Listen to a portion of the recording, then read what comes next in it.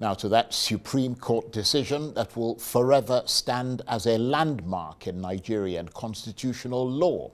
It's a ruling delivered today that upholds the autonomy of the local government councils as this country's third tier of government and affirms their financial independence as well as their right to be self-governing. It follows years of what one lawyer called state-sponsored abuse, during which state governors controlled local government finances, disbursing them at will and reserving the right to dissolve democratically elected local government councils, replacing them with appointed caretaker committees or administrators. But today, following a lawsuit filed by Nigeria's Attorney General Lateef Fagbemi against the 36 states of the country and what he called their subversion of the 1999 Constitution, a panel of Supreme Court justices unanimously declared such actions by state governors illegal and unconstitutional, ordering them, among other things, ordering that monies due to the local governments be paid directly to them. The governors had argued that local government autonomy was against the spirit of true federalism and that each state should have the right to design the kind of local government it wants. But that argument has now fallen permanently flat. So what impact is this ruling likely to have on relations between the states and the local governments and on the future of governance in Nigeria?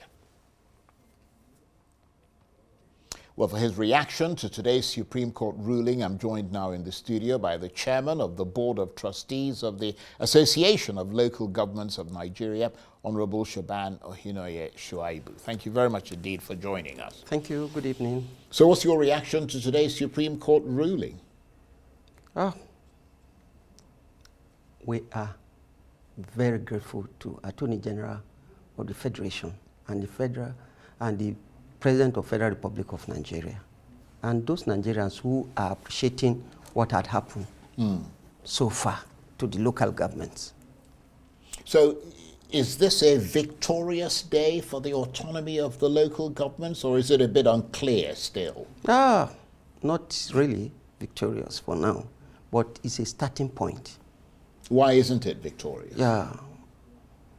For now, all the local government chairmen are selected until when a local government council is elected by the populace, by the local people.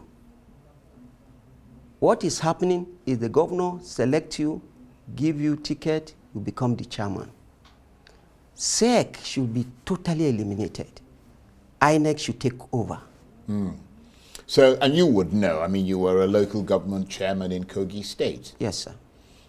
So it is still the state governments that are in charge of basically the elections, the getting people in. They give you a ticket, you go in there. So in a sense, the governor still has the power to install his own people. That is why I am saying it's not all Uhuru.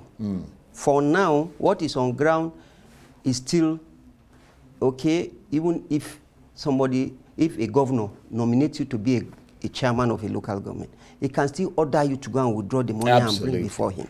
Yeah, somebody actually pointed that out. Yeah. The best that can happen, INEC should take over elections. And this require a National Assembly intervention. Right. And even the State House of Assembly. But this would encourage that process. Exactly. Right. That is why we are happy with what had happened. It's a step further than where we are. Yes. Seriously. Because somebody said that all the Supreme Court did today, and I don't know whether you agree or disagree with that all the Supreme Court did today is alter the sequence in which the money, or via which the money gets to the governor. So the governor puts someone in as the chairman of the local government, and the person hands the money back to them, rather than the money going directly into the state's account. Yeah. So that's really the point you're making. Exactly. So how do you prevent that from happening? Exactly. The chairman should be careful.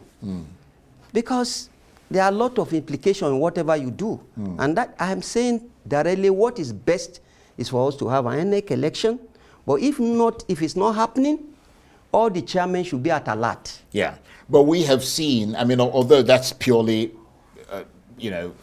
by chance, but I mean, we've seen, for example, the godsons rebelling against godfathers. I mean, we're seeing that happening now. And with this money now going into their account rather than going into the state government's account, you see what I mean? Do you think that that might actually empower them more and give them greater courage to say, well, no, I'm not going to give you this money because it's given to me to do things for the local government? There's one information here. It's not all the governors that are doing it blatantly. Right. Some of them, they are doing it, in a very a systematic way that the chairmen are not completely strangulated. But some of the governors, there is nothing happening in the state, especially where local government cannot even pay the salary, except it will come through the state. Yeah, but let's face it, it's different now. I mean, this is the first time that they're going to get the monies paid directly to them. In the past, what you're saying might have been the case because obviously they don't have the money. Yeah. So it's a matter of whether the money is disbursed to them or not. See, sir, let me inform you that Nigerians, that local government chairmen can never rebel against the governor. Except that you don't have the guts, basically. They don't have that guts. The few people who have done it have been removed from councils. Right. I have those of some council chairmen who rebel, even in Ogun State, where some people were said to come and prostrate before the governor.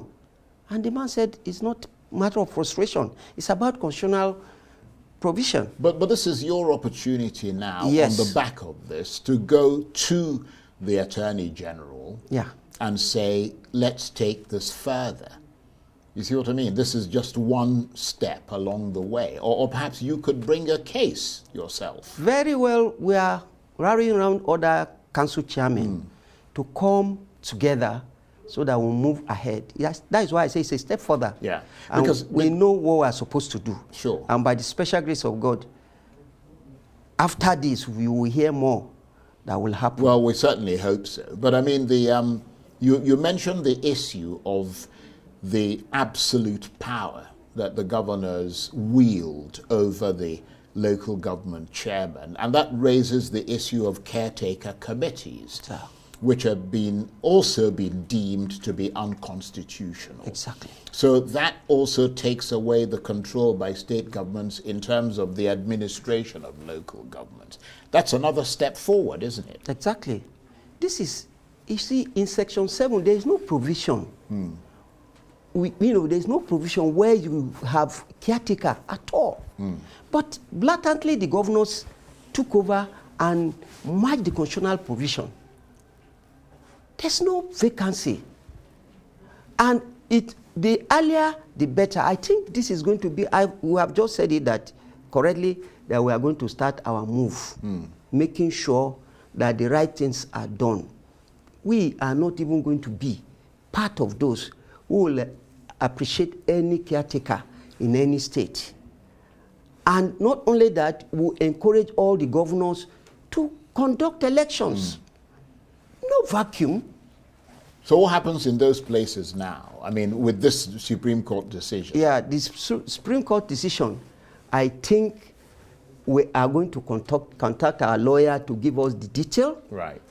And after that, the lawyer's explanation, we'll now take the bold step. Because it is not proper to even take allocation to local governments where there are no elections. Right. And so this is... No, that's a good point, actually. Yes. Yeah. It's not going to be proper. Right. So what is missing now is free and fair elections. On those local government, on that local government level, which would allow people to vote in those who run their local governments and potentially make them more accountable. Exactly. That was what happened during our time. 1999 elections was from INEC, where it was our election that registered all the parties. We were able to come together and form this Algon because we were autonomous. Right. Now, the crops of council chairmen we have, very many of them cannot speak out, because if you speak out the next day, you are out of of your council. And that power to remove them must be taken away from exactly. the state Those are the things that we really need to really tighten to bring the local government system to its full right. But you are more optimistic as a result of today's ruling. Very well, because the president knows it. He has been the president in this country who started from being a grassrooter from to where he is. So he knows where it pinches. And I'm very sure he's going to support the local government system to be more proactive, to be more on ground. And that is why today we are so proud of him, we are appreciating, we are congratulating him on this bold step. The next one is for him to look into the constitutional provision. President Buhari started, but unfortunately some governors truncated it. We have about 14 states assemblies who are assented to it, but more of it, we need 24%. I mean, this, I think, he will be more proactive to talk to our governors, to look inward, because everything is local. Politics is local, problem is local, everything is local. Development is local. It's got to start from the grassroots. Exactly. Yeah.